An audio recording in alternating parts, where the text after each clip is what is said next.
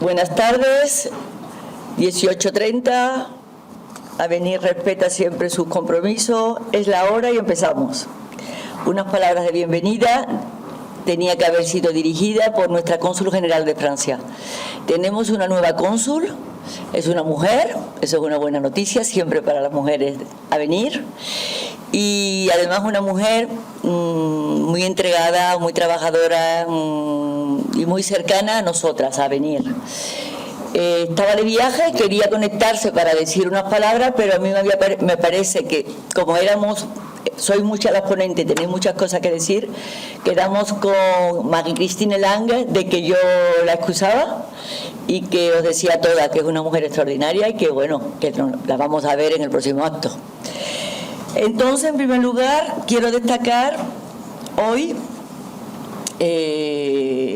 primero saludar a los amigos que estáis aquí, a los que están conectados, a las embajadoras que están conectadas, que son varias, amigos de ayuntamientos, amigas y amigos.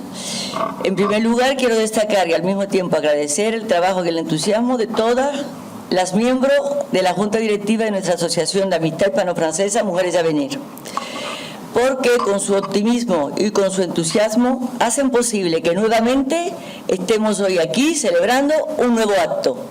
Hemos celebrado este año, en el año que ha pasado, 27 actos, el número 28. En este sentido quiero agradecer hoy especialmente a nuestras queridas amigas Valeria Parra, que me ha ayudado muchísimo para que este acto, para poder contar con nuestras amigas de UGT especialmente, que es una amiga de Avenir y una amiga de Renault también, y también Almudena Semur, que ha participado muchísimo para que, con Laura, la moderadora, para que este acto, para que contemos hoy con este panel tan interesante que tenemos en esta mesa. En definitiva, que quede claro que las mujeres ni siquiera el virus nos paraliza, no nos paraliza nadie. Bien, partiendo de esta evidencia de que llevamos ya varios meses complicados, visto desde el punto de vista económico y considerando que los próximos meses lo van a seguir siendo y aún de manera más complicada por lo que sabemos, las últimas medidas tomadas en Francia y en España, Mujeres a Venir y la Embajada de Francia han considerado conveniente el organizar no simplemente este acto, sino que habrá también un consejo asesor el 17 de noviembre. Y hoy vamos a tratar, porque así lo hemos decidido también con la consejera de Asuntos Sociales de la Embajada de Francia, aquí con nosotros, Mireille Jarry, el tema del diálogo social en España y en Francia, puesto que sin ninguna duda la crisis económica en la que nos encontramos y de la cual nos va a costar un gran esfuerzo salir, va a requerir necesariamente del éxito del diálogo social. Por ello, tanto en España como en Francia ya se han iniciado las modificaciones legislativas que permitirán, con la ayuda y la colaboración de todos los sectores sociales, el salir lo antes posible de la situación de crisis a la que nos ha empujado esta pandemia. Así se ha abordado la regulación del trabajo a distancia. Se han perfilado y regulado con especial detalle los ERTEs y están abordando normas tan importantes como será la que regulará la igualdad retributiva. Ya sabéis que en Francia y en España, desde un punto de vista jurídico, está tratado diferentemente. Lo sabremos más tarde. No olvidemos una vez más que seremos las mujeres las que, si no hacemos nada, salgamos mal paradas de esta crisis. Y eso lo tenemos que evitar. Hay que evitarlo como sea. Y para tratar de todo ello tenemos hoy en esta mesa a Mireille Jarry, que es consejera de Asuntos Sociales de la Embajada de Francia. Ya tenéis su currículum, no voy a entrar en todos los diplomas que tienen nuestras 4 ponentes y nuestra moderadora. Tenéis una invitación exhaustiva donde he dicho casi todos los cargos más importantes que ha desempeñado. Contamos con Cristina Toñanza, que ya conocemos. Cristina y yo nos hemos encontrado en varios seminarios para defender a las mujeres. Unidas somos más fuertes, ¿verdad, Cristina? Y Cristina es la vicesecretaria general de la UGT. A Elena Blasco, secretaria confederal de Mujeres e Igualdad de Comisiones Obreras. No nos conocíamos, pero estoy encantada de conocerte y de tenerte en nuestra mesa. Tú tenías que conocer a venir, ¿eh? Tenías que estar con nosotras. Así que muchas gracias. Y a Olimpia del Águila, que es profesora titular de Derecho al Trabajo de la Universidad Complutense y secretaria de la Comisión de Igualdad y Diversidad de la COE. A Olimpia tampoco la conocíamos en Avenir. Estamos encantadas de conocerte, ya lo sabes, y queremos que te hagas socias. Así que hemos tenido a varias magistradas como ponentes en las mesas de Avenir, magistradas del Supremo, que ya son socias de Mujeres de Avenir. Así que de vosotras no espero menos. Bueno, para poner en orden todo este debate complicado, contamos siempre con nuestra amiga Laura Pérez, que será nuestra moderadora. Laura, ya sabéis que es experta en Derecho Laboral, dime si me equivoco, y de la Seguridad Social, sí, también, que ella forma parte de la entidad Pérez Llorca, que es una empresa benefactora y miembro de Mujeres a Venir. Es experta en Derecho Laboral y tiene mucha experiencia en moderar, porque conoce moderar nuestras mesas relativas al derecho laboral. No es la primera mesa, ¿verdad? No es la primera. Algunas han sido sobre el LGTBI, donde tú también te acuerdas que abordamos la jurisprudencia reciente en materia de discriminación en las empresas. Así que Laura, bienvenida, muchísimas gracias por una vez más.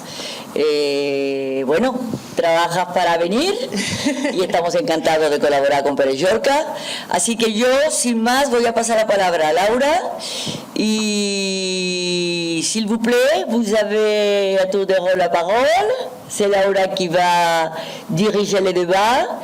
Y normalmente podemos hablar en francés o en español, pero esta mesa ha decidido que sería en español. La única que tiene libertad para cambiar si le da la gana es Miguel. Muchísimas gracias y Laura, te paso la palabra. Muchas gracias, María Luisa, muchas gracias como siempre y muchas gracias a todos por asistir y a todas las ponentes por participar.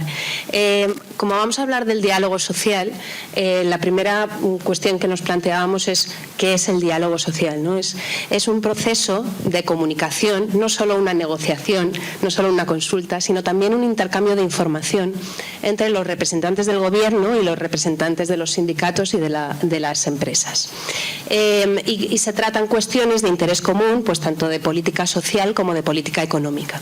Y eso es lo que queremos abordar en esta sesión de hoy, porque la verdad que el diálogo social ha tenido bastante protagonismo este año. Comentábamos anteriormente que es un no parar.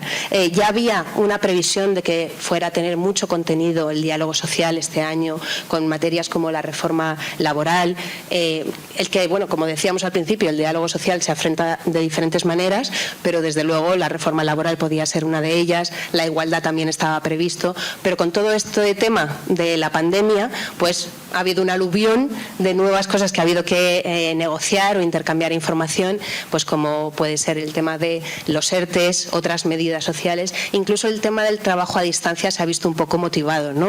O por lo menos le ha afectado de alguna manera el tema de la pandemia.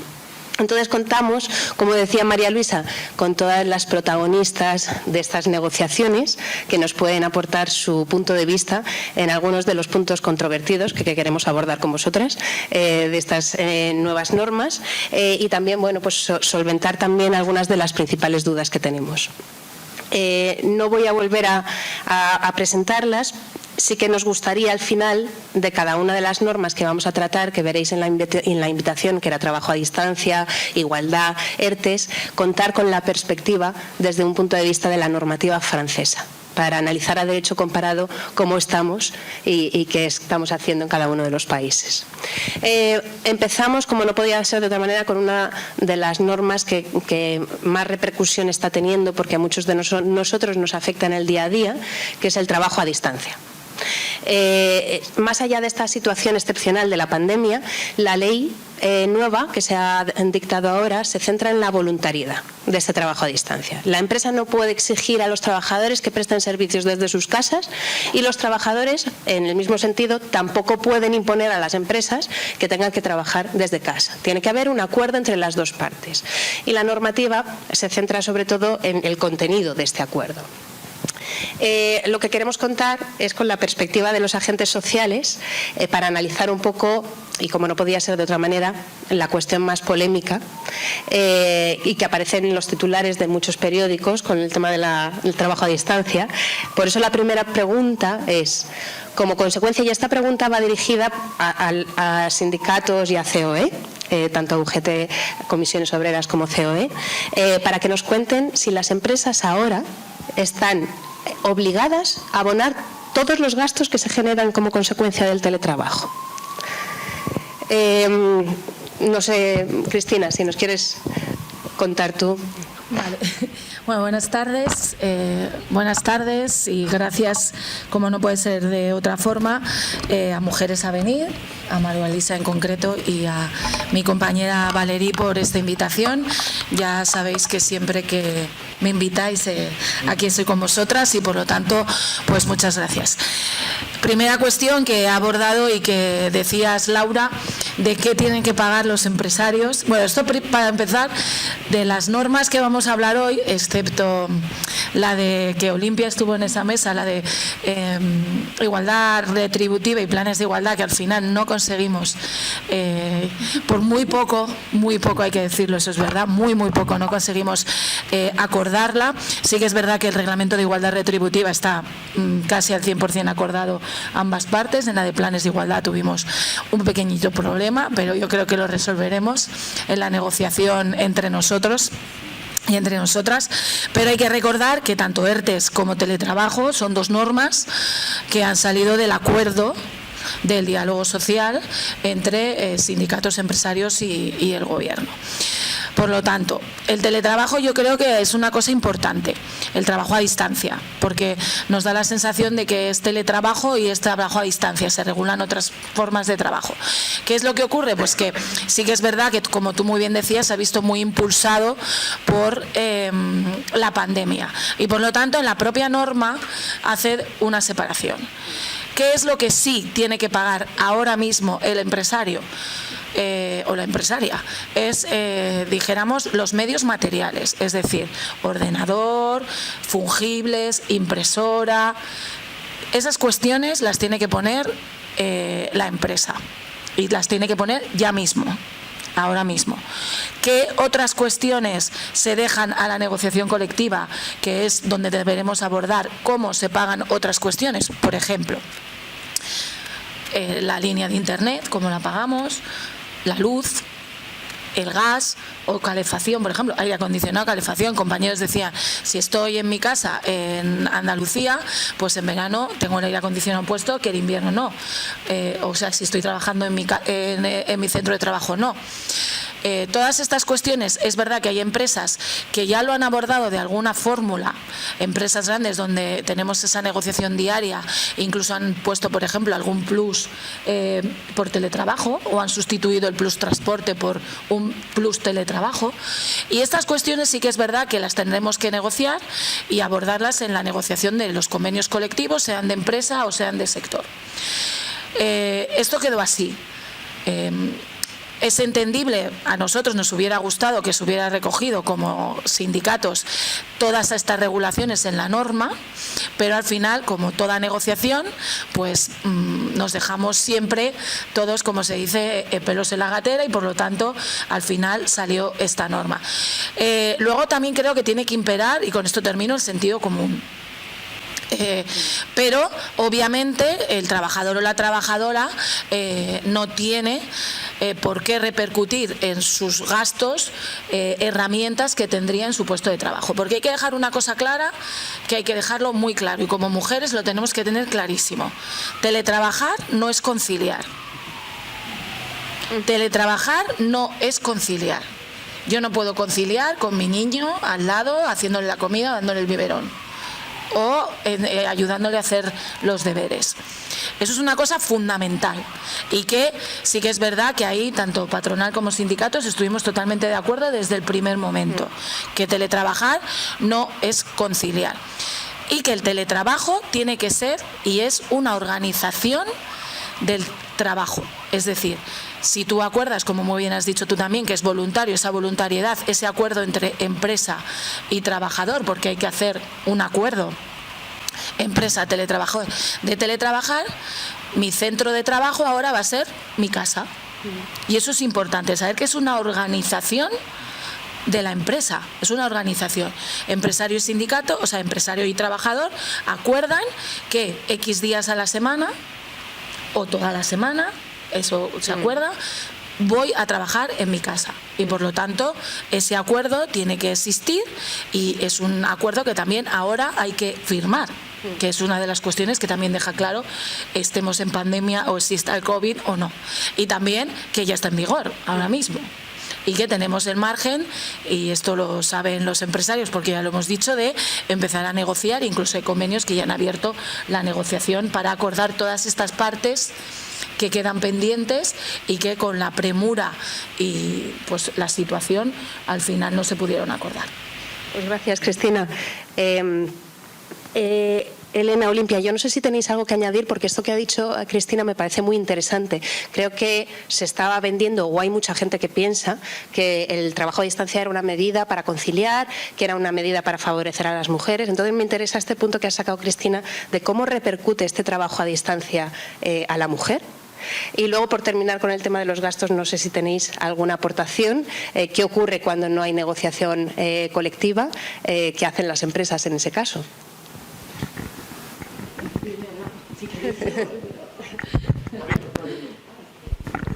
Bueno, buenos días a todas, a todos. En primer lugar, muchísimas gracias por invitarnos, por permitirme compartir con todas vosotras una tarde con mis compañeras de negociación y amigas. Y también un agradecimiento muy especial a Laura, que ha estado persiguiéndonos, que se lo está... para conseguir que esto salga lo mejor posible. Intentaremos no defraudarla, fundamentalmente a ella.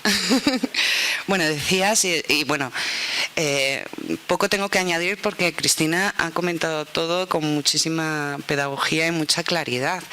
Los gastos que se corresponden con herramientas del trabajo no es que ahora se tengan que pagar, es que es pura organización de los medios de producción de la empresa y, por tanto, clásicamente, artículo 1 del Estatuto, pertenecen a la empresa. Entonces, esto no es nuevo. Sí que es verdad que cuando nos mandaron a todos a casa, de un día para otro, tuvimos que reorganizarnos todos. Y antes, no sé si era Elena que me decía, es que eso no era teletrabajar. Es verdad, es que no lo era.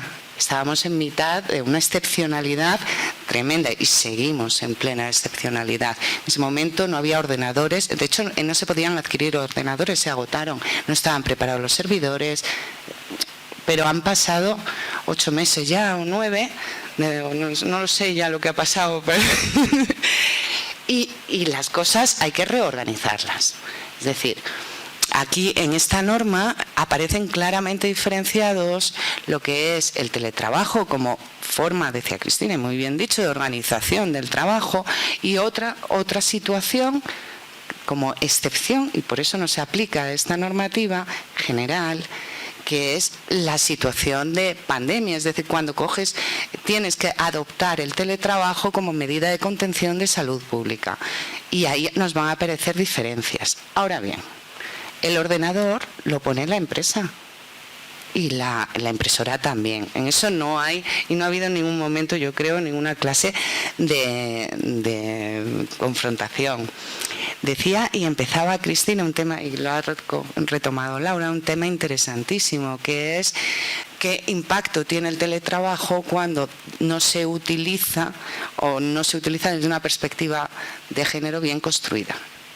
Es decir, parece que el teletrabajo, como permite cierta flexibilidad de jornadas, de llegas antes a la guardería del niño, pues está a la hora de comer, parece que hay cierta tendencia desde algunas posiciones de llevarlo hacia el área de la mujer y de la conciliación. Bien, la conciliación vamos a ir superándola, porque ya llevamos tiempo hablando de corresponsabilidades.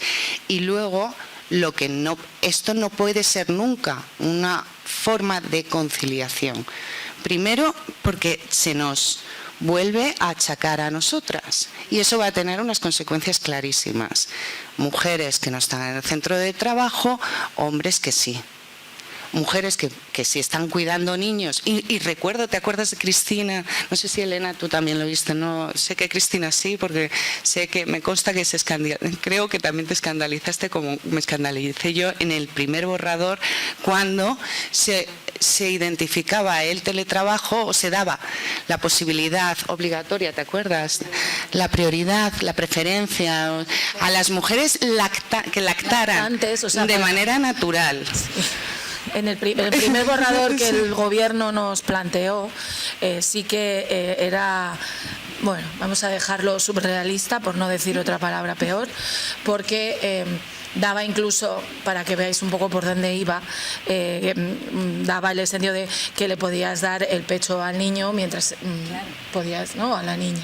Entonces, ahí hay que reconocer, lo he dicho yo, que todas las partes dijimos, desde el primer momento, que ni hablar. O sea, no ha habido ninguna discusión en este aspecto de defender, pero que es no es muy simbólico de esa visa atractiva que parece que tiene el teletrabajo hacia la mujer, porque le permite seguir compaginando ella y conciliando ella. Entonces tenemos que apostar por la corresponsabilidad y tenemos que apostar por otras herramientas que permitan la corresponsabilidad, que focalicen también la asunción de responsabilidades familiares a los hombres, porque si no seguiremos con brechas, como luego hablaremos, seguiremos asumiendo las excedencias nosotras, seguiremos yéndonos a casa a trabajar nosotras, porque el niño es pequeño. Luego, habíais comenzado hablando de que estamos en un periodo donde el diálogo social está teniendo una relevancia muy, muy, muy importante. Yo diría que esencial. O sea, la construcción, incluso jurídica, del sistema COVID aparece del diálogo social. Es más, aparece del diálogo social bipartito. Porque también recuerdo aquella noche, ¿verdad, Cristina?, donde Cristina tuvo un papel brillante que nos referimos a 15 horas de negociación.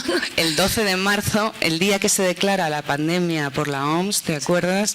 Todavía en COE estuvimos negociando comisiones UGT. Dijéramos que el primer acuerdo de ERTES que salió no salió a propuesta del gobierno, sino que salió a propuesta bipartita de agentes sociales, es decir, de COE y CEPIME, comisiones y UGT, en 14 horas de negociación. O no sé. Digámoslo, también salió porque éramos gran mayoría de mujeres, ¿no? Todo mujeres. Todo. Porque hubo pero el primer acuerdo, eso no se sabe, porque es verdad que la importancia luego de que el gobierno respetó gran parte, no todo, pero gran parte. No nos gustó al final casi a ninguno, pero pero sí que es verdad que la espoleta salió de ahí. Sí. Ya el gobierno tenía que actuar, estaba ahí. Entonces, no solo el diálogo, esto me viene a colación porque quiero poner en valor no solo el diálogo social tripartito, sino también el diálogo social bipartito, que son muchas horas muy invisibles, que se basan también en la confianza, en el trabajo conjunto, en la inteligencia colectiva, ¿verdad? Y se queda, como no se firma, no se hacen grandes firmas, ni como mucho una nota de prensa, pero tiene un valor esencial y aquí está claro. No sé si hubiera salido a los días el reglamento o no, pero me gusta pensar que hicimos un buen trabajo, ¿verdad? Bueno, pues muchas gracias. Elena, yo no sé si en estos temas que están comentando había total consenso o tienes tú algo que añadir en cuanto a los gastos y en cuanto a la repercusión del trabajo a distancia en la mujer. Y si no, si hay total consenso, creo que será de las pocas cosas y paso a la siguiente pregunta, ¿no? No, solamente muchas cosas. Hay muchas cosas de consenso, otras no tanto, pero evidentemente Hay muchas cosas de consenso ahora. ¿Sí? Que hay muchas cosas de consenso, otras no tanto, pero bueno, han salido adelante, con lo cual es importante, ¿eh? Y esto desde luego es un esfuerzo por todas las partes. Yo solamente añadir a lo que ellas ya han comentado, lo primero, daros las gracias desde luego por invitarme a un acto como este, a Mujeres a Venir, a María Luisa, a Laura, que efectivamente nos ha seguido persiguiendo para poder hacer posible esta participación. Entonces, sobre todo, muchísimas gracias y estaremos atentas a cualquier acto que hagáis, porque desde luego contar con, por lo menos con mi parte y con comisiones, ¿vale?, para poder seguir participando. En cuanto a lo que habéis comentado, bueno, yo solamente decir que evidentemente este Real Decreto, como el resto de las cosas que vamos a tratar hoy, como bien decía Olimpia, sale fruto de muchas horas, mucho trabajo y mucha reflexión, y siempre buscando ese consenso necesario. Y de hecho el propio Real Decreto ya así lo recoge. La negociación colectiva tiene un papel clave en ello. No voy a insistir ya en lo de los gastos, sí que voy a insistir en ese acuerdo firmado que tiene que estar, y en él tienen que venir todas esas partes, ya no solamente de que la jornada, la distribución, qué parte va a ser teletrabajo, qué va a ser trabajo, qué va a ser trabajo a distancia o teletrabajo, qué parte va a ser presencial, el centro asignado, por supuesto, todo un listado de gastos que tiene que asumir la empresa, de compensaciones en el caso, compensaciones económicas por otra serie de gastos, como ha comentado Cristina. Es decir, todo viene. Pero yo creo que lo importante de este Real Decreto es que lo que se pretende, y creo que ha conseguido, es dar respuesta a toda esa incertidumbre que se generó en el momento en el que de repente, de la noche a la mañana, tenemos un puesto de trabajo presencial en nuestro centro de trabajo y de repente tenemos que volver a casa. Crearon muchísimas incertidumbres y desde luego muchísimos riesgos para todo el mundo, pero sobre todo y especialmente para las mujeres, y aquí es donde me quiero fijar. Bueno, todas sabemos que este mundo laboral está hecho por y para hombres, no es algo que vaya a descubrir ahora ni que vayamos a descubrir las que estamos aquí, y desde luego que era necesario bueno, pues removerlo y actualizarlo, y que desgraciadamente en este mundo laboral pues existen muchísimas desigualdades estructurales que nos afectan como mujeres, y una de ellas, y la más importante, es la división sexual del trabajo. Y en eso está, en una adjudicación casi vitalicia y gratuita encima de los cuidados y la atención. Y esto es lo que nos hace muchísimas veces volver a la casa. Entonces, por eso era la cuestión de que es necesario que este Real Decreto intente ser garante, desde luego a través de esa negociación colectiva también, de que efectivamente no haya mayor explotación laboral, de que efectivamente se defiendan todos y cada uno de los derechos laborales que tienen las personas que se acogen a esta modalidad de teletrabajo o trabajo a distancia, de la misma manera que lo tienen asumido a la gente que está de manera presencial. Y entonces esto es importante, y sobre todo algo mucho más fundamental, es que no se sigan perpetuando todos esos roles sexistas del trabajo, que nos vuelvan a meter en casa, que nos vuelvan a asumir que tenemos que bueno, pues es una decisión personal, pero desde luego que no tengamos que ser nosotras únicamente. Y por tanto, bueno, intentaba dar respuesta a todo ese panorama que se generó, y como bien decía Olimpia, yo es que ni siquiera lo llamaba teletrabajo en la fase de la pandemia, yo le llamaba teletrabajo de emergencia, porque esto fue realmente lo que sucedió. O sea, teníamos que estar en un mismo lugar, pues haciendo mil cosas a la vez, cuidar, hacer labores del hogar, tener a los niños, teletrabajar, o sea, hacer de todo en el mismo escenario, evidentemente sin espacios, sin medios y sin ni siquiera con los descansos suficientes. Y todo eso es lo que se quiere garantizar con esto: derecho a desconexión, derecho a conciliación, a corresponsabilidad, derecho a participación sindical. Es decir, todos y cada uno de los derechos que tienen a promoción, a formación, a todos. Y esto, yo creo que esto sí que recoge este Real Decreto. Y ese es el valor que tiene. Muchas gracias, Elena. Antes de terminar el bloque y pasar al derecho comparado, ver cómo es en Francia, quería hacer una última pregunta, porque anteriormente la participación de los representantes de los trabajadores en esta implementación del trabajo a distancia no estaba prevista, pero ahora la ley aparecen los representantes de los trabajadores en muchos casos. Entonces, quería saber, Cristina, si nos puedes contar cómo se ha negociado esto, cuál es el papel ahora de los representantes de los trabajadores en el trabajo a distancia. Bueno, yo creo que ha sido una evolución muy natural. Tampoco hubo ningún problema en este aspecto cuando hubo la negociación, en que los representantes legales de los trabajadores, yo creo, quiero reconocer, y hay que hacerlo, que con los compañeros y compañeras, porque ya llevamos tantas horas negociando con ellos tantas cosas cosas, y con ellas, de CEO y de CEPIME, en este aspecto no hubo tampoco ningún problema en que los representantes legales de los trabajadores, como Elena decía ahora, y esa posibilidad que tiene y ese derecho que tiene el trabajador a conocer cuáles son sus representantes, a poder participar en las elecciones sindicales, todo esto se haga de igual forma si estás presencialmente o si estás teletrabajando. Porque Elena lo apuntaba, pero quiero dejarlo y recalcarlo. El trabajador o trabajadora que teletrabaja o hace trabajo a distancia tiene los mismos derechos y obligaciones que un trabajador o trabajadora que esté en su centro de trabajo.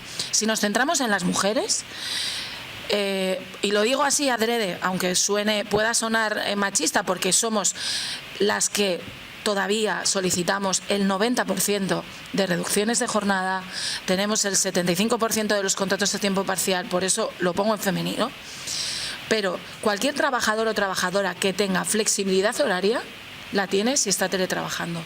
Que tenga reducción de jornada, la tiene si está teletrabajando. Y algo fundamental que Elena ha dicho, pero que no podemos olvidar, es la desconexión. Cosa que no sucedió en absoluto en los meses que tuvimos que estar en nuestra casa confinados o teletrabajando.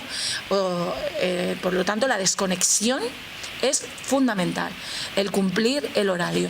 Y eso también lo recoge la ley, el registro de jornada, igual que si yo registro mi jornada, ficho, para que todos nos entendamos, o tengo un registro de jornada en mi puesto de trabajo, en mi centro de trabajo. Por lo tanto, hay que dejarlo muy claro que se ha conseguido, dijéramos, replicar los derechos y obligaciones de los trabajadores y trabajadoras y empresarios cuando yo estoy teletrabajando, que eso es lo importante. O sea, lo importante es eso, que todos los trabajadores y trabajadoras lo sepan. Y uno del derecho fundamental, obviamente para nosotros los sindicatos, es el derecho de representación sindical. Y eso, no hubo ningún problema en este aspecto. El único escollo que hubo fundamental fue, como he dicho en mi intervención, que a nosotras nos hubiera gustado que estuviera, es que se hubieran asumido ahora todos los gastos. Ese fue el escollo fundamental. Y las compensaciones, me refiero, que eso se hubiera recogido, no que no lo hubieran dejado todo a la negociación colectiva, porque donde podamos negociar, vale, pero donde no podamos negociar va a haber un problema. Y se puede individualizar la relación. Ese fue el gran escollo. El resto de escollos, los empresarios tienen muy asumido que en nuestro país existe la representación legal de los trabajadores. Cuando ya vamos descendiendo hacia abajo y cuando vamos disminuyendo el tamaño de las empresas, tenemos más problemas. Pero lo que es a nivel de que quede escrito en un papel, a nivel de una ley, no ha habido problema. El problema ha habido en los gastos, que a la parte sindical nos hubiera gustado que todo eso hubiera quedado ya recogido. Y pues no pudo ser. Bueno, pues lo negociaremos en la negociación colectiva, ¿no? Que ahí tenemos nuestra herramienta. No me cabe duda. Bueno, pues yo creo que estos son los puntos más relevantes del trabajo a distancia, pero ahora miréis, si nos puedes ilustrar de cómo se ha afrontado en Francia este trabajo a distancia, si se está implementando, si es parecido, qué diferencias ves, te lo agradeceríamos.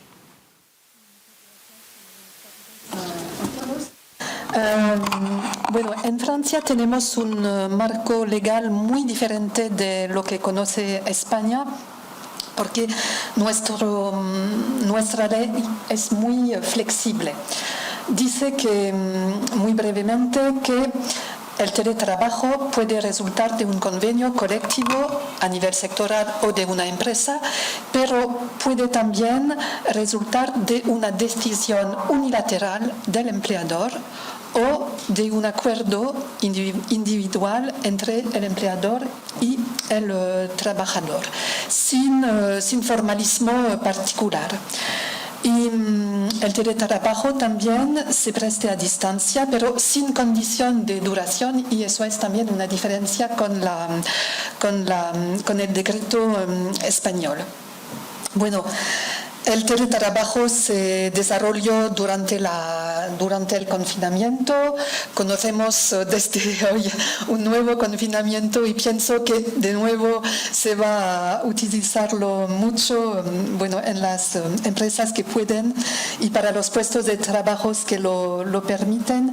Pero en noviembre normalmente los agentes sociales se reunirán, si el confinamiento lo permite también, para negociar en este tema. ¿Por qué? Porque la ley, como le he dicho, es muy amplia, bueno, define un marco muy amplio y muy flexible, y la patronal quiere que la negociación llegue a una guía para dar algunos detalles, pero que no sea obligatoria.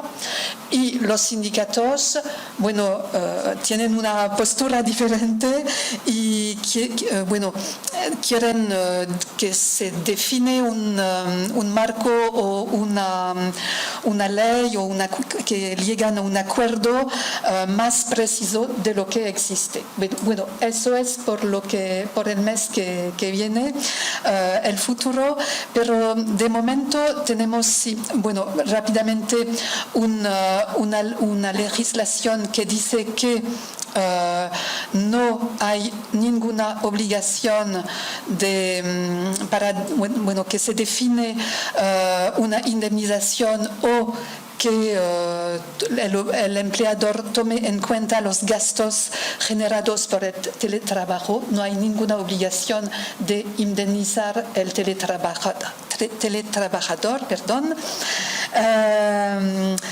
y puede ser, bueno, es voluntario normalmente el teletrabajo, pero puede también ser voluntario en algunas circunstancias como las de la crisis que conocemos, o también por fuerza mayor y otras circunstancias excepcionales. Y en este caso, los empleadores pueden obligar a los trabajadores a trabajar desde casa. Bueno, eso es lo que puedo decir muy brevemente del marco en Francia, pero... La verdad que tenemos poco tiempo, pero sí que hay similitud. ¿Pero quién paga los gastos? ¿Quién paga? ¿Eso no se dice en la ley, en el marco tan flexible que tienen los franceses? Bueno, si hay un acuerdo, entre un convenio colectivo entre los sindicatos y el empleador, el acuerdo puede definir quién paga. Si no hay, es el empleador que decide. Claro, porque se hace caso por caso. Exactamente. Si no hay convenio colectivo, porque si hay una negociación colectiva también, con lo cual es bastante parecido a lo que nos ocurre. A nivel de la empresa, por ejemplo, el grupo Renault puede tener un acuerdo con los representantes de los trabajadores del grupo. Exactamente. Y ahí se definiría quién paga. Pero bueno, concretamente, actualmente hay mucha gente en teletrabajo en Francia. Y Macron ayer, que tú escucharías como yo, dijo que todo el que puede teletrabajar, que teletrabaje, que sobre todo que hay que conciliar la economía con la salud. Y el teletrabajo dijo que, bueno, como tú has dicho, puesto que es un hecho, ¿qué ocurre actualmente? ¿Tú no sabes si ya se están pagando los gastos de ordenadores, los gastos de...? No, las empresas no los pagan Vale. No es en un decidido o si no se acuerda en un convenio colectivo o en un acuerdo de empresa. Sí. Vamos, que está un poco peor. Sí, es lo que iba a decir, porque aquí, como antes estabais comentando, y me consta a mí también que hay muchas empresas que lo están ofreciendo voluntariamente. Sí, pero se utiliza mucho el teletrabajo en Francia comparado a otros países, y pienso que, bueno, este punto no es un obstáculo al desarrollo del teletrabajo en Francia, por supuesto. Pero quizá incluso en ese sentido podían estar más adelantados, ¿no? En el sentido de que era una herramienta que ya se implementaba desde antes y ahora hay menos exigencias. O sea, no es como aquí, que a lo mejor se está utilizando más ahora y es el momento de negociar. Quizá la diferencia que estoy viendo, desde mi humilde opinión. Cambiando totalmente de tercio, porque no nos da tiempo, hay muchas normas nuevas. Ahora vamos a hablar de igualdad. En materia de igualdad se han dictado 2 reales decretos, tanto en materia de igualdad retributiva como de planes de igualdad. Introducen nuevas obligaciones para las empresas, principalmente con el objetivo de tener más transparencia retributiva a través de una serie de herramientas como es registros retributivos, auditorías retributivas, dar más información a los representantes y a los trabajadores en los casos en los que no hay representantes. Y aquí la primera pregunta que tengo, porque al final el objetivo de la norma, como digo, es la transparencia retributiva, y aquí, Olimpia, te voy a hacer la pregunta a ti. Teniendo en cuenta este objetivo de transparencia retributiva, ¿eso implica que las empresas tengan que decir ahora qué salarios están pagando? ¿Qué se ha hecho desde un punto de vista empresarial para proteger un poco los intereses de la empresa en este sentido, en el proceso de negociación? Bueno, hemos hecho dos reglamentos y me pongo, aunque no lo hayamos terminado acordando, pero las discusiones con estas 2 mujeres fueron agotadoras. Estuvimos las 3, me dejaron las 2 contra 1. No, teníamos una ley del año pasado, el Real Decreto Ley 9, ¿no? 9, ya lo he perdido, 9, que es... Y teníamos que aterrizarlo en aquel Real Decreto, fruto no de la concertación social, no del diálogo social, sino de aquellos viernes sociales que teníamos todas las semanas, que nos hacían trabajar muchísimo a los juristas, porque teníamos BOE nuevo, que mirar BOE nuevo los viernes. Pues en uno de esos viernes se modificó fundamentalmente la Ley Orgánica de Igualdad para dotar o para trabajar en la transparencia retributiva, en esa brecha salarial de género y en los planes de igualdad. Se bajaron los ratios de las empresas que van a estar obligadas a tener un plan de igualdad y se dio un plazo de 6 meses para hacer el reglamento que aterrizara toda esta nueva normativa. Bueno, pues esto yo ya no sé muy bien si era mayo o junio, cuando nos llaman para estos dos reglamentos, el de igualdad retributiva y el de planes de igualdad, que aunque son 2 reglamentos están muy muy unidos, solo se entiende uno si coges el otro. Por tanto, no estábamos creando nuevos derechos, o no se trataba de crear nuevos derechos o nuevos mecanismos, sino cómo pactar la elaboración de mecanismos que ya existen. Y ahí no solo había que respetar o de alguna forma garantizar, por ejemplo, pues las políticas retributivas que tenga una empresa, que son parte de su competitividad, ¿no? Son elementos estratégicos, sino también conjugarlo con la protección de datos de los y las trabajadoras, porque la nómina también es un dato íntimo. Entonces, estábamos trabajando, pero a la vez entendemos, y así va toda Europa, o sea, no es que nosotras estemos descubriendo nada nuevo, entendemos que hay que traer a las empresas también mecanismos que nos permitan avanzar en la igualdad. Y desde ese compromiso trabajábamos. Creo que llegamos a un entendimiento, es decir, existen, por ejemplo, en los planes de igualdad, van a ser negociados o bien con la representación legal de los trabajadores o bien con una comisión sindical, y tienen deber de sigilo con lo que comporta. Y luego los registros, se plantean 2 clases de registros, pero el acceso real al registro es por parte de la representación legal de los trabajadores, que también tiene un deber de confidencialidad. No puede llegar y usarlos de manera torticera o de manera espuria. O sea, los trabajadores o las trabajadoras, por su parte, el acceso a ese registro es más limitado. Lo que pueden conocer son las diferencias porcentuales entre hombres y mujeres por categorías profesionales. De manera que hemos intentado, pues, dar una solución intermedia. Gracias. No sé si desde el punto de vista de los sindicatos en este proceso de negociación tenéis algo que añadir. Bueno, yo creo... En este reglamento tuvimos bastantes más discusiones, muchas más. Sí que es verdad que a todas las partes nos hubiera gustado poder haber tenido más tiempo para acordar. No hay que tener miedo a la transparencia salarial ni a los registros retributivos. No os voy a todas las discusiones que tuvimos durante muchísimas horas. Cuando hablamos de registro retributivo, y es un ejemplo que siempre ponemos, no quiere decir que Cristina Antoñanzas Peñalba, siempre me gusta decir mis dos apellidos porque mi madre es muy importante, Cristina Antoñanzas Peñalba cobre X. Y Olimpia del Águila cobre Y. No, nunca hemos pedido eso. Nunca se ha pedido por parte de los sindicatos eso.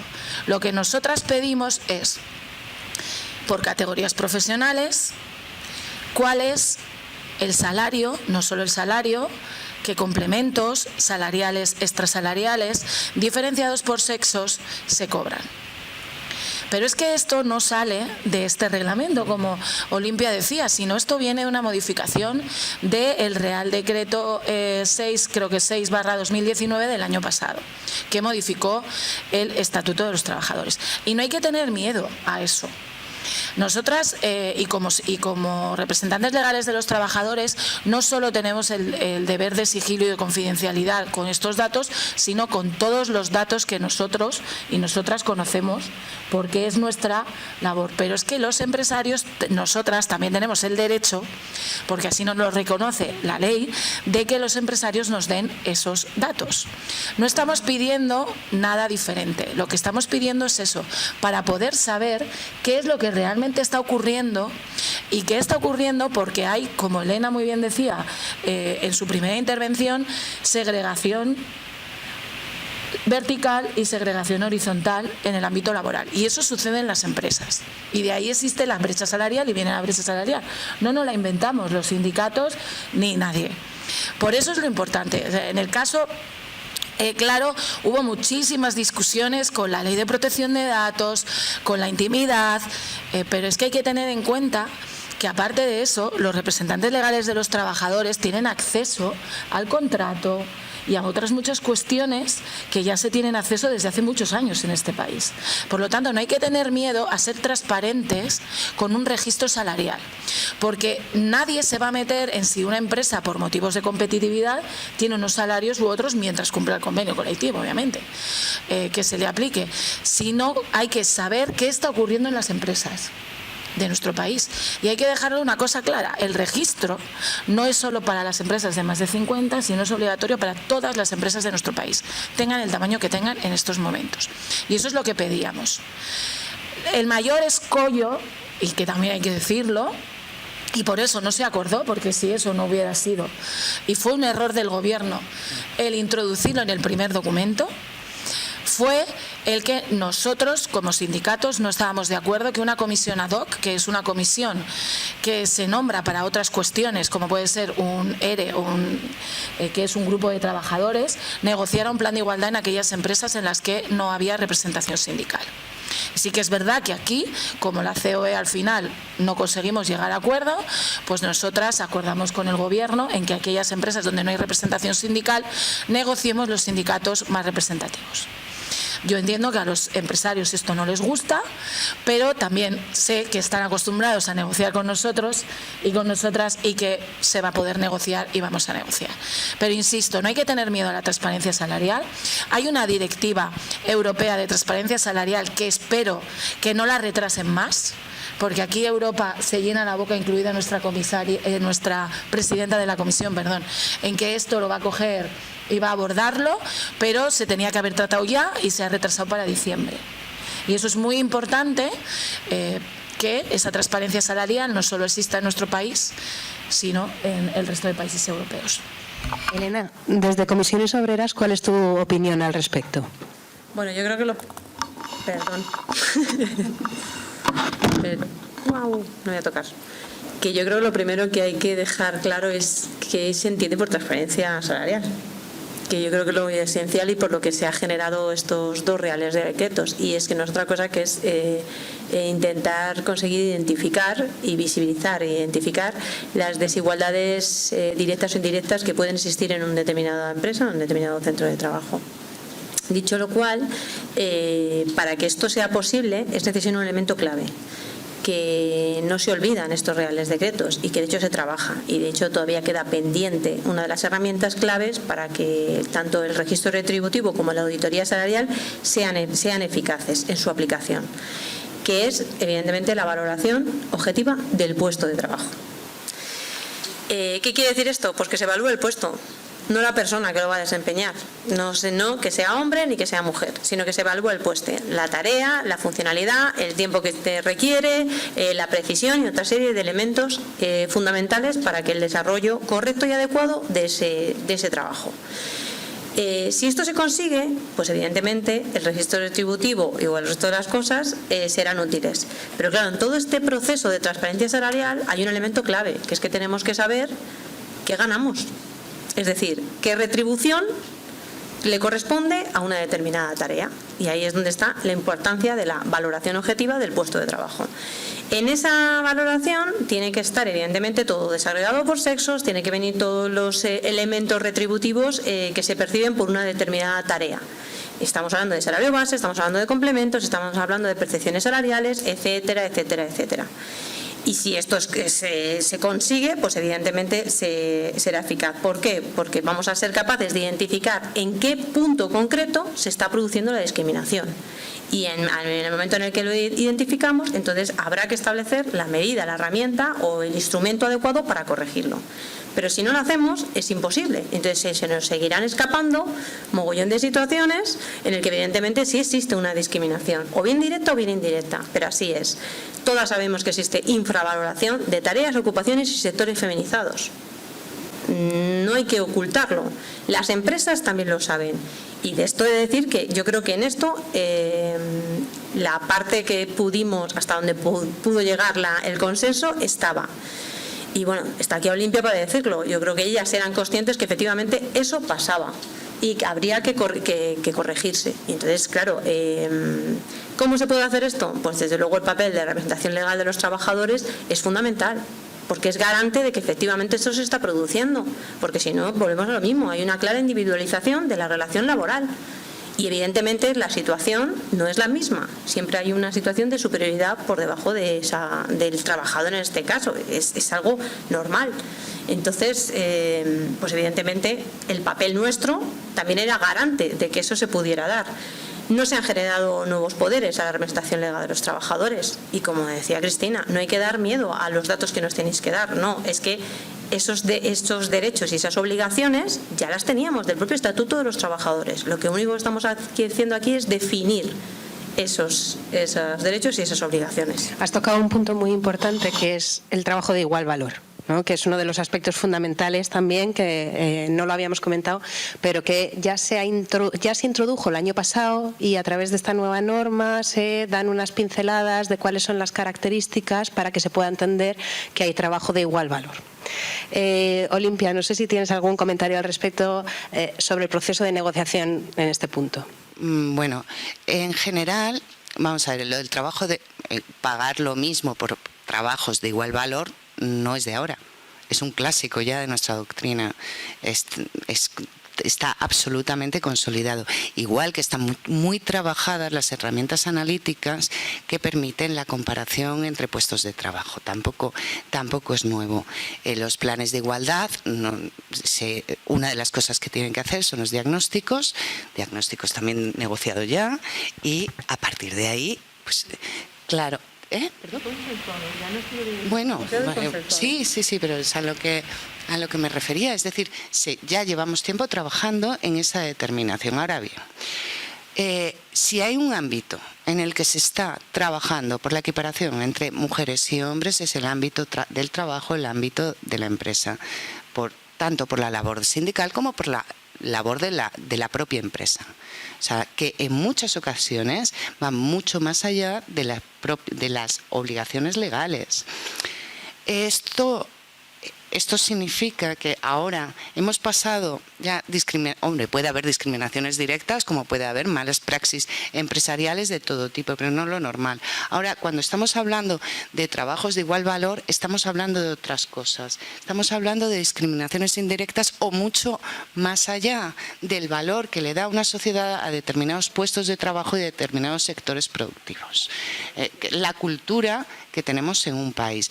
¿Por qué los cuidados están feminizados y lo pagamos menos que otras profesiones masculinizadas? Eso no es un valor que se determine del Departamento de Recursos Humanos de una empresa. Eso se crea en la sociedad y se da más o menos valor. Las empresas recepcionamos, somos parte, las empresas, los sindicatos, somos parte de la sociedad y recepcionamos la cultura en la que vivimos.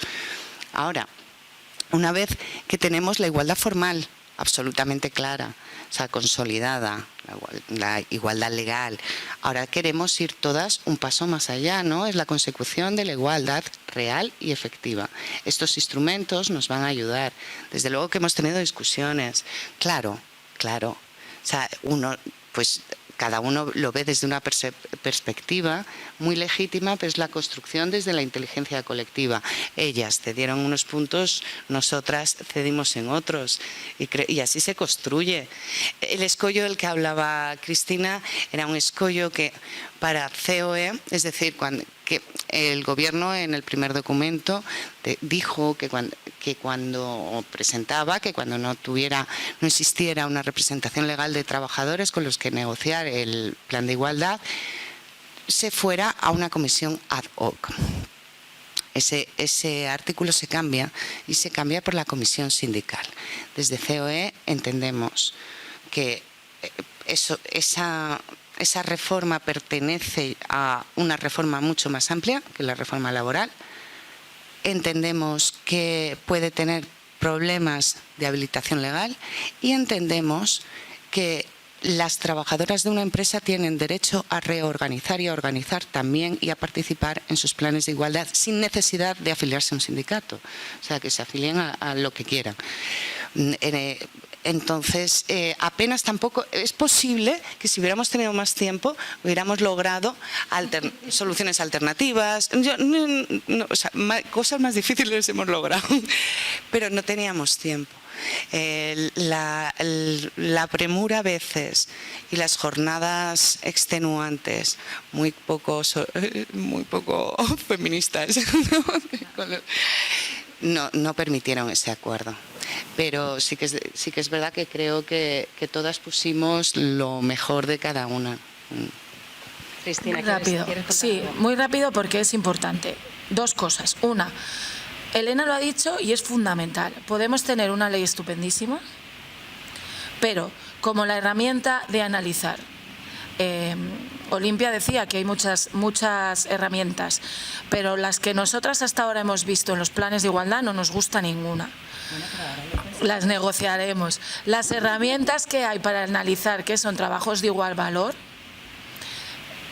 a nosotras no. Entonces, lo lógico y mejor hubiera sido y sería que ambas partes nos pusiéramos de acuerdo en una herramienta que pudiéramos acordar que fuera la que se utilizara en las empresas para analizar los trabajos de igual valor.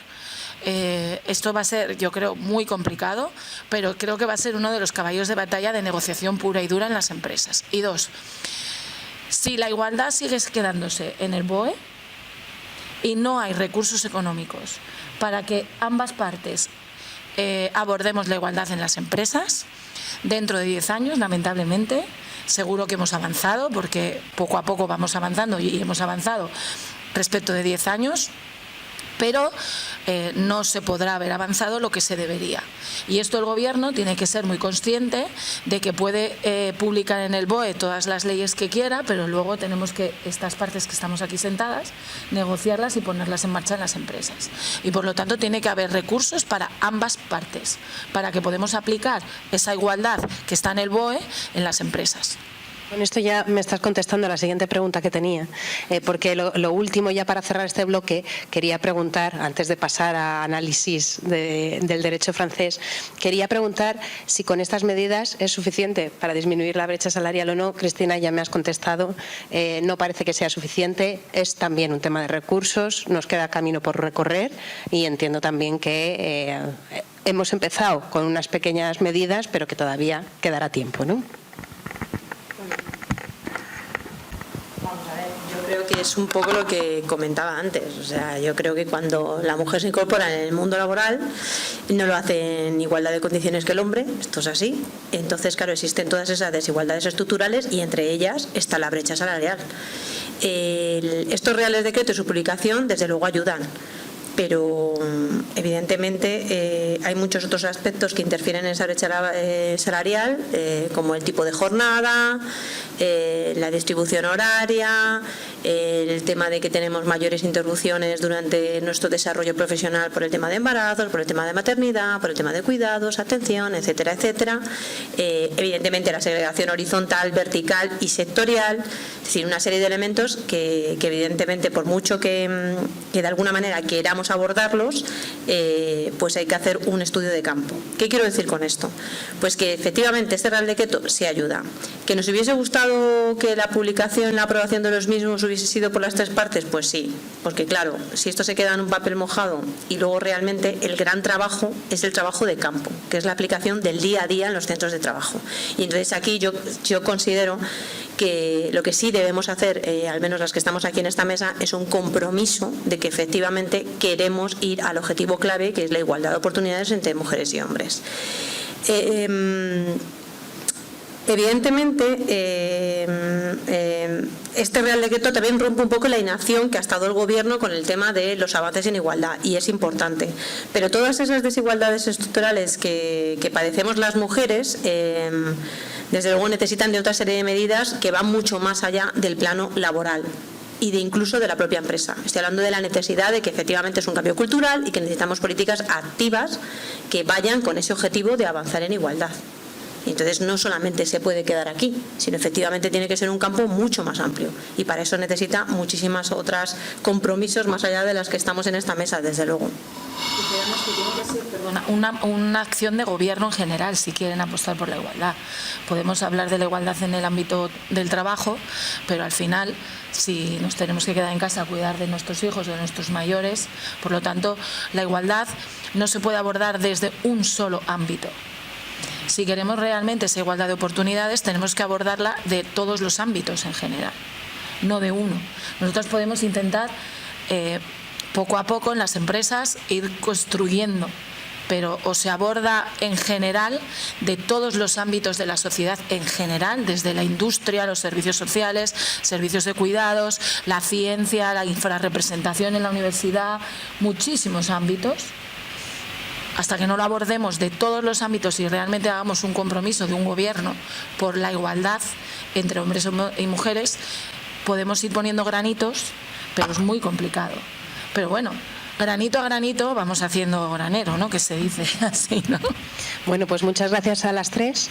Más o menos nos queda claro cuál es la situación en España. Nos gustaría saber ahora cómo se ha abordado esto en Francia. Hemos hablado de transparencia retributiva, de los registros, de todas las herramientas que ahora las empresas tienen la obligación de dar, de la información a los representantes, de los planes de igualdad. Miguel, ¿puedes decirnos si hay medidas similares en Francia, si es totalmente distinto? ¿Cómo lo hacéis allí?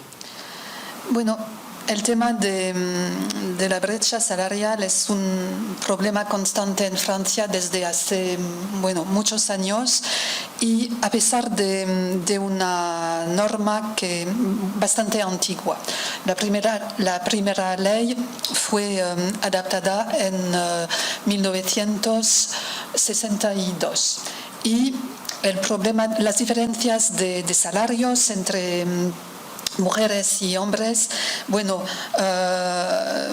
sigue muy importante, y Bueno, vemos que tener leyes o imponer obligaciones de negociación, lo que dice el Código Laboral en Francia, los agentes sociales deben negociar cada año sobre el tema de igualdad y establecer planes de igualdad, incluido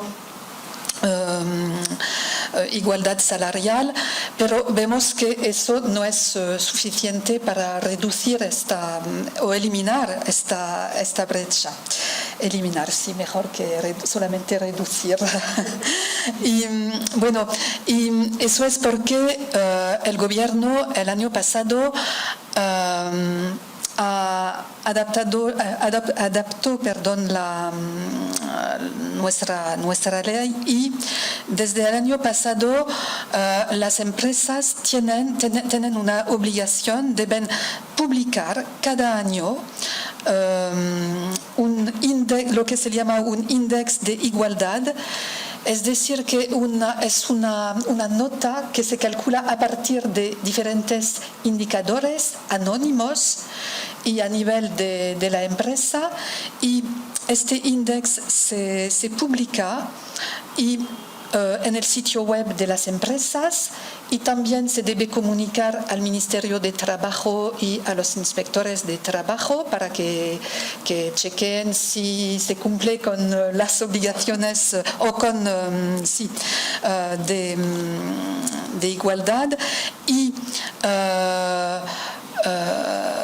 bueno, si no se publica hay una sanción, hay una penalización que puede representar un 1% de la masa salarial anual de la empresa.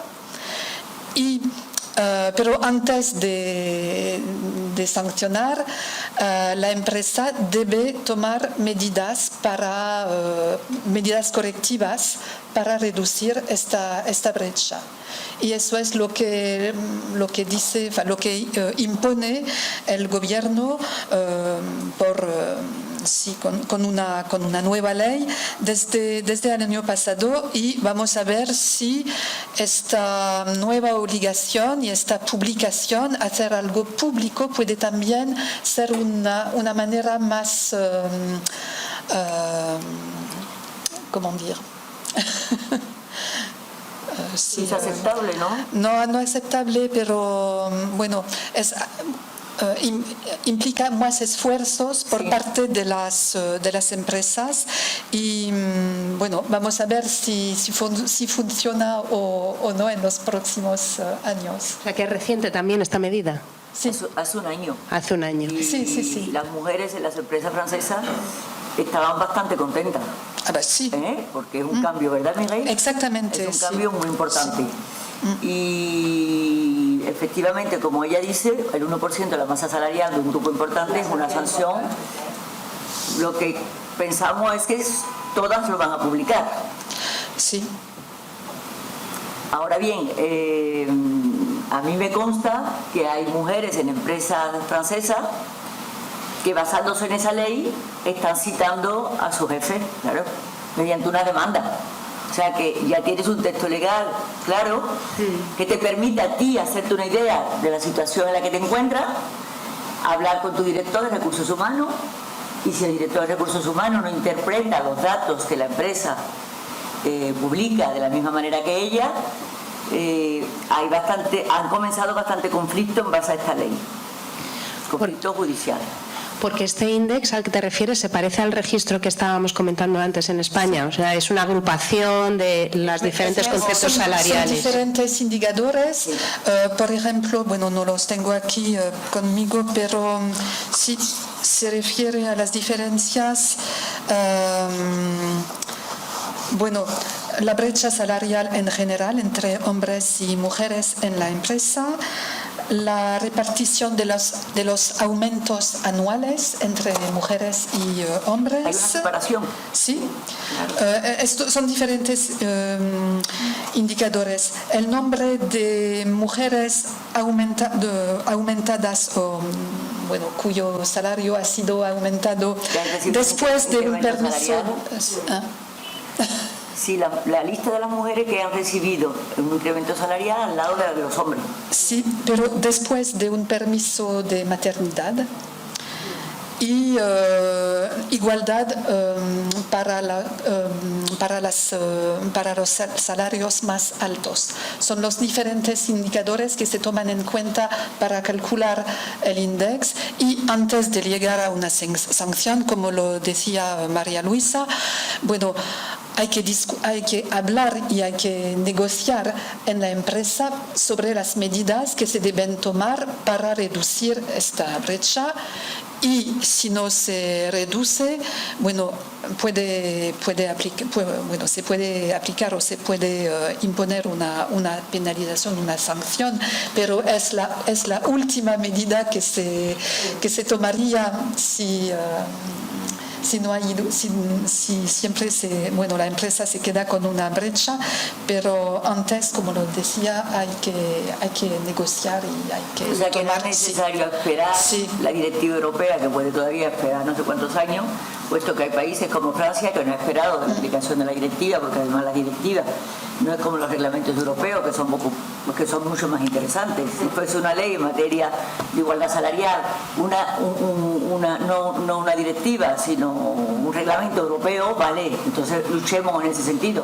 Pero una directiva que después siempre hay opciones y no es necesario esperar. Yo hablaba con Valérie el otro día, Francia tiene ya su ley en materia de transparencia salarial y ya están avanzando bastante, porque a mí me parece que en ese sentido la ley francesa es mucho mejor que lo que hemos conseguido nosotros. O sea, parece que los tiempos son similares, ¿no? Porque el año pasado también aquí ya se empezaron a hablar de estos temas, pero efectivamente pues las medidas en caso de incumplimiento parecen un poco más gravosas y luego la transparencia parece un poco mayor, ¿no? Al publicarlo en la web toda esa información con independencia del número de trabajadores. Sí, que están hablando siempre de trabajar en la directiva, pero si tú no tienes necesidad de llevarte 2 años más trabajando en una directiva europea, que no es de aplicación directa en derecho interno. Ponte a trabajar en derecho nacional como han hecho los... Bueno, pues muchas gracias, Mireia. Resulta muy interesante. Para terminar, muy brevemente, porque ya nos va quedando menos tiempo, pero no queríamos dejar de abordar el tema de las medidas que se han implementado como consecuencia de la crisis sanitaria y en especial los famosos ERTEs. Olimpia, te quiero hacer a ti la primera pregunta en nombre de COE, en nombre de las empresas. En este proceso de negociación, que no es el primero, ya se van prorrogando, ¿no?, determinadas medidas y os estáis reuniendo en muchas ocasiones, ¿cuál es, en la negociación, cuál es el foco para aliviar a las empresas de todo lo que está sucediendo? Porque hay muchas que no van a poder sobrevivir esto. En cuanto a esta última normativa respecto de los ERTEs y de las medidas que se han aplicado ahora, que se pueden aplicar ahora, ¿cuál ha sido el foco de negociación por parte de la empresa para aliviarles un poco? Bueno, yo creo que este ha sido quizá el más complejo, casi el resultado del acuerdo, yo creo que lo dice todo, es súper complejo. Más complejo porque lo que parecía en marzo que era una crisis a 3 meses o casi no teníamos, o por lo menos yo no tenía perspectiva, pero no veías, o no, yo no tenía, no podía suponer que ahora en casi noviembre estuviéramos en la situación que estábamos, o no nos lo queríamos creer. Claro, cuando empezamos a poder desarrollar cómo flexibilizar un instrumento que ya teníamos, que eran los ERTEs, para adaptarlos a esta nueva realidad, pues forzamos el concepto de fuerza mayor, forzamos el concepto de top, forzamos también en la estructura del desempleo para dar cobijo a los trabajadores que estuvieran en pleno estado de alarma en una situación de desempleo, que tuvieran cobertura prestacional. Y luego tuvimos otro acuerdo, pues llegaban las vacaciones, llegaba el verano, casi parecíamos aliviados. Nos encontramos ahora con esto, con un desgaste también de cuentas públicas. El principal escollo en este caso ha sido los CENAES. Es decir, posturas, ¿verdad, Cristina? Posturas de un determinismo muy rígido que podrían hacer que dejar fuera a sectores en los que está impactando de manera brutal la epidemia, hostelería y turismo. Lo dejábamos fuera en muchos casos. A partir de ahí, pues en aquella noche aciaga también se consiguió desbloquearlo de manera que se incorporan determinados mecanismos para dar encaje a todas las situaciones, o por lo menos para intentar dar encaje a todas las situaciones. La cadena de valor y la dependencia indirecta. Es decir, empresas que, aunque no tengan esos CNAEs, dependen económicamente o están en la cadena de valor de la empresa principal o una empresa que sí que está en esos CNAEs, de manera que también pudiéramos dar respuesta a determinadas zonas geográficas que también están siendo devastadas por la situación económica derivada de la pandemia. Y bueno, pues esperando que la ejecución de este acuerdo se adecue a lo que se pretendía, que es un acuerdo complejo. Muchas gracias, Olimpia. Elena, desde el punto de vista de los trabajadores, lo mismo. ¿Cuál ha sido el objetivo en la negociación? ¿Qué se ha hecho para proteger sus intereses, teniendo en cuenta que todo esto se está alargando tanto? Uy, perdón. A ver, es verdad que la medida estrella, ha habido muchas medidas sociales, yo creo que se han ido gestionando a lo largo de esta crisis y bueno, que seguimos sobreviviendo a esta crisis. Es verdad que la medida estrella son los ERTE, de fuerza mayor en concreto, porque efectivamente ya la figura estaba, ya existía y fue muy utilizada durante la anterior crisis, que en este caso sí que era de una naturaleza más económica y fiscal, o sea, directamente. Pero es verdad que ha habido otras medidas sociales y yo creo que también hay que ponerlas en valor. O sea, el tema de las prestaciones por desempleo, el tema de las prestaciones extraordinarias al empleo del hogar, el ingreso mínimo vital, todas las diferentes prórrogas que se han ido desarrollando sobre los ERTES, evidentemente con todas sus deficiencias, por supuesto, y cosa que hemos criticado de las organizaciones sindicales, con sus deficiencias, con sus dificultades de aplicación real y de cobro incluso. O sea, que es verdad que existen todavía deficiencias, pero ahí yo creo que se ha hecho un esfuerzo bastante importante para intentar mediar en la medida de lo posible los efectos negativos que pueda tener una crisis como esta pandemia. Pero desde luego los ERTES es la medida estrella. Creo que el objetivo clave ante todo el proceso de negociación ha sido principalmente el salvaguardar el empleo y, por supuesto, los intereses y los derechos de los trabajadores y las trabajadoras, pero no nos olvidemos también de las empresas. Porque efectivamente ha sido muchísimo esfuerzo del dinero público, al fin y al cabo, pues para que evidentemente tiene muchísimos requisitos, es decir, no pueden despedir en 6 meses, no pueden contratar por ETT, no pueden hacer horas extraordinarias, es decir, evidentemente tienen que cumplir una serie de requisitos, pero también es verdad que se les paga las cuotas a la seguridad social, es decir, ahí, y luego no solamente eso, que si estamos hablando de si hubiésemos estado en la misma situación que la crisis anterior, pues desde luego hubiera habido una gran avalancha de despidos, que evidentemente, aunque hubiese sido a través de la reforma laboral, esos 20 días por año, desde luego es bastante cantidad de dinero de indemnizaciones, que eso también hay que tenerlo en cuenta. Y que esto muchas veces el ámbito empresarial no lo tiene, pero que es así. Entonces yo creo que el esfuerzo ha sido por parte de todos y el objetivo fundamental de toda esta mesa, y estoy convencida que ha sido salvaguardar empleo, salvaguardar trabajadores y salvaguardar empresas también, evidentemente.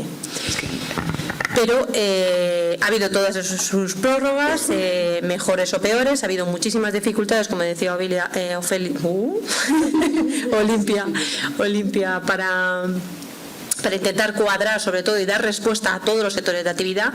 Hay que tener claro que considero que ningún sector de actividad se ha quedado fuera. O sea, creo que esto no, o sea, quien lo diga, creo que no es así. De hecho, se ha intentado dar respuesta a todos. Es verdad que de algunas maneras u otras, es verdad que por la idiosincrasia de los sectores de actividad han tenido la pandemia ha influido de mayor medida que en otros, pero se ha intentado remediar toda esa situación. Pero hay una cosa que no nos puede dejar de... Bueno, no nos podemos despistar. Y no sé si lo conocéis todas las que estáis aquí, pero mirad, la diferencia de los ERTE de ahora a la diferencia de los ERTE de la crisis anterior es precisamente el importante impacto positivo de género que ha tenido. Porque a diferencia de los otros ERTEs, vamos a ver, estamos hablando de que los ERTEs de fuerza mayor en el momento más álgido de los mismos estaban protegiendo en torno a unos 3,5 millones de personas trabajadoras. Más o menos, más o menos, por ahí eran más o menos. Bien, lo que está calculado además, y creo que era por ahí, unos 3,5 millones así, o más o menos, vamos. De los cuales 1,5 millones eran mujeres.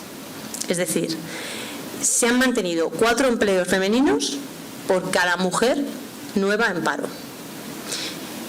La influencia del ERTE en la anterior crisis no llegaba ni al 29% de las mujeres protegidas. En esta estamos hablando de supera el 51% de mujeres protegidas. Y yo creo que como en un acto como en este de Mujeres a Venir, desde luego hay que poner en valor también ese impacto. Y yo creo que ese esfuerzo también se ha hecho de toda esta parte, que éramos muy conscientes de que efectivamente una crisis con este origen sanitario y que evidentemente iba a tener sus consecuencias económicas y sociales, iba a repercutir en mayor medida también en aquellos sectores vinculados a la presencia femenina, como es el sector servicios. Y esto hay que decirlo. Entonces, evidentemente, se ha intentado proteger todo lo que se ha podido y lo seguiremos haciendo, sin un elemento fundamental. Y creo que eso se está dejando de lado y creo que deberíamos ponerlo en valor, porque es muy importante, tanto por el esfuerzo por la parte de los trabajadores como por la parte de las empresas, desde luego. Pero esto es así. Y entonces, bueno, pues creo que es importante decirlo aquí. Y además demuestra algo muy claro, yo creo. Que somos capaces de llegar a un consenso y la utilidad que tiene el diálogo social, que al fin y al cabo da respuesta a este acto. Sí, yo creo que hemos, como Olimpia decía al principio de su intervención, lo ha dicho, ¿no? Ese día que estuvimos negociando muchas horas en COE para conseguir el primer incipiente acuerdo, que luego se ha visto reflejado en tres prórrogas. Una de las cuestiones importantes que hay que poner en valor en este último ASDE, que lo denominamos así, que nos gusta ponerles nombres muy extraños, en el tercero, es que nos hemos adelantado a lo que está ocurriendo ahora. Estaban los ERTEs de fuerza mayor, estaban los ERTEs ETOP, causas económicas y organizativas, y hemos llamado, entre comillas, ERTEs de rebrote, que estaban puestos encima de la mesa, que se habló para aquellos sectores, todos los sectores. Dejamos fuera los CENAES, que fue un gran error del gobierno mantener los CENAES, y insistiré, porque enfrentó a sectores que no había necesidad en todas las organizaciones, porque las 3 organizaciones, 4 con CEPIME, estamos formadas por sectores y enfrenta a nuestros propios sectores dentro de nuestras organizaciones, porque hay un sector que te dice ¿por qué yo sí y tú no? Y eso interfiere muchísimo en la negociación, porque las organizaciones que estamos aquí representamos en las mesas a todos los sectores y por lo tanto tenemos que tener algo en cuenta, que eso es muy importante.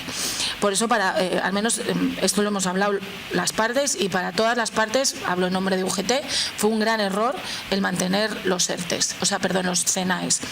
Pero quería decir, eso es importante, nos adelantamos a lo que está ocurriendo, pueden acceder todas las empresas a estos ERTEs por rebrote por cualquier causa que se designe por una administración, por lo tanto ahora encima estamos en estado de alarma, pero aparte cada administración, sea local o sea autonómica, entran todos los sectores dentro de estos ERTEs.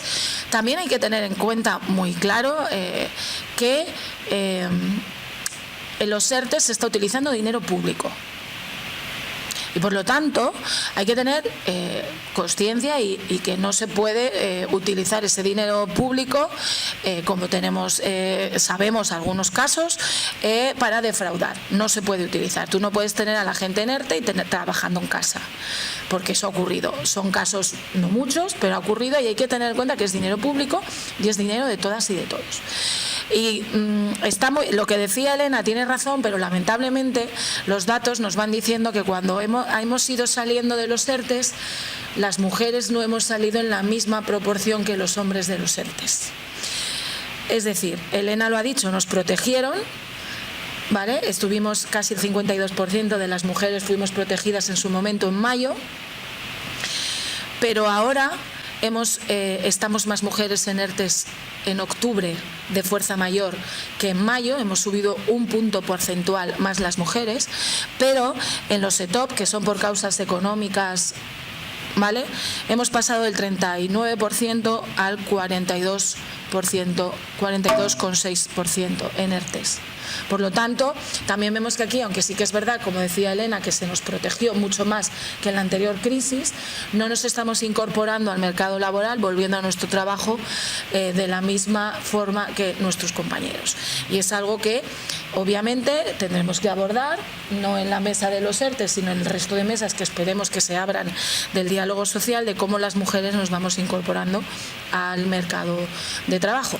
Y por lo tanto, creo que hay que poner muy en valor el diálogo social, que hemos conseguido minimizar y que no se despida a muchísimos trabajadores y trabajadoras de nuestro país, y que seguramente pues en enero nos tendremos que volver a sentar para prorrogar una cuarta vez este ASDE, con muchas dificultades.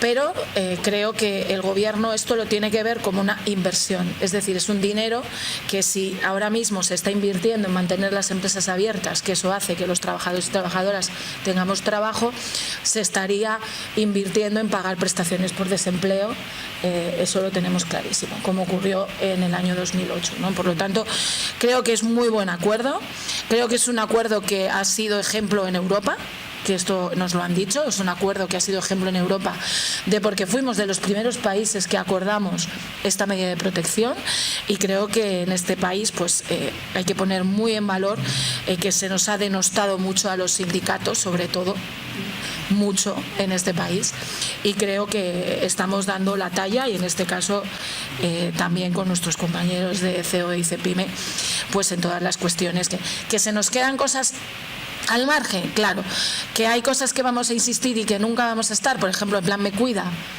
que sabemos que es muy importante y surgió y fue bueno, pero que hay que poner una prestación, hay que dar algo, porque si no las mujeres somos las que salimos del mercado. Que hay muchas cuestiones que esperemos que sigamos avanzando, y que seguro que, lamentablemente, porque ojalá que esto no fuera así, nos tendremos que volver a sentar pues para prorrogar los ERTES. Muchas gracias, Cristina, también Olimpia y Elena, por vuestras intervenciones. Miréis, ha dicho Cristina que este acuerdo que se ha alcanzado era algo precursor en Europa. En Francia, ¿qué medidas tenéis para afrontar esta crisis? Bueno, tenemos un sistema muy similar al de España en Francia, es decir, tenemos un sistema de ERTE, se llama actividad parcial o reducida, y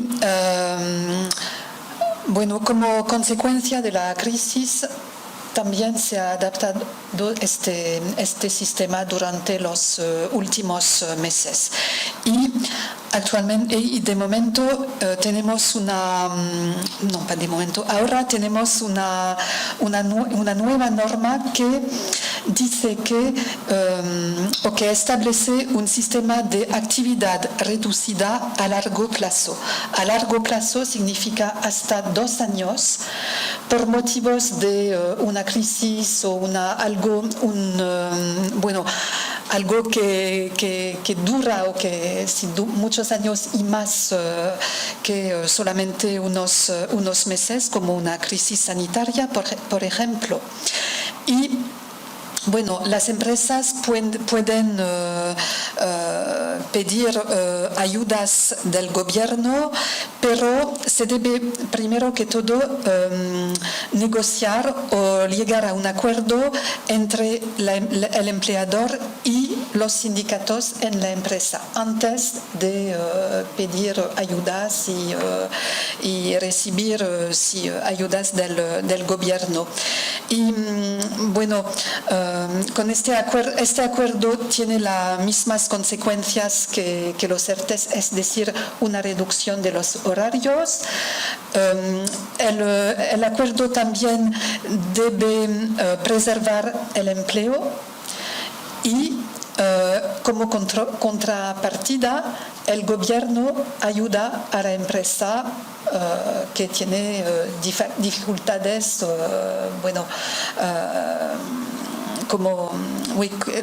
las que resultan de una crisis y que no tiene una actividad, de que no le suficiente, etcétera, etcétera.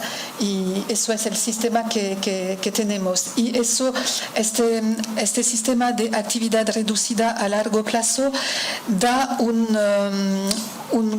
marco muy, da una seguridad también jurídica a la empresa, tanto al empleador como a los trabajadores, porque se establece un acuerdo por hasta 2 años y no se renegocia cada 6 meses o menos, o no sé, lo que ocurre aquí en España.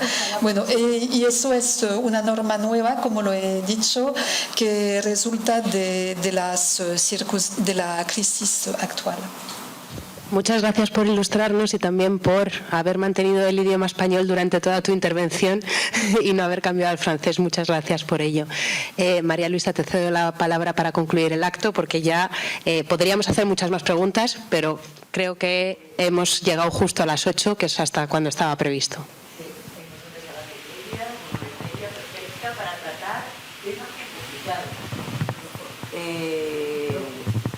Temas tan complicados que, después de la aclaración de nuestras compañeras que tenemos en la mesa, que son muy interesantes, la verdad es que habéis trabajado duro y me ha gustado la manera positiva que habéis tenido todas de abordar, y eso yo creo que las mujeres tenemos esa capacidad, de ver las cosas en positivo, de sacar lo mejor de la situación peor.